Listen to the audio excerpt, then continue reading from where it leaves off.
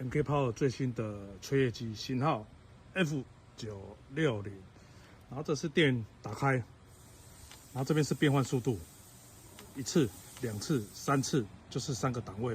然后现在的话呢，还有一个档位就是你开关按着不放的时候，它会强力输出，然后大概差不多5-6秒是最快速度，之后就会降回原来的速度。打开。一段，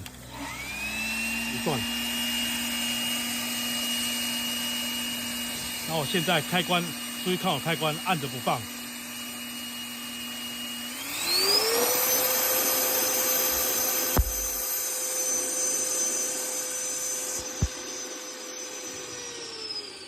大概5-6秒之后，它会降回原来的一段。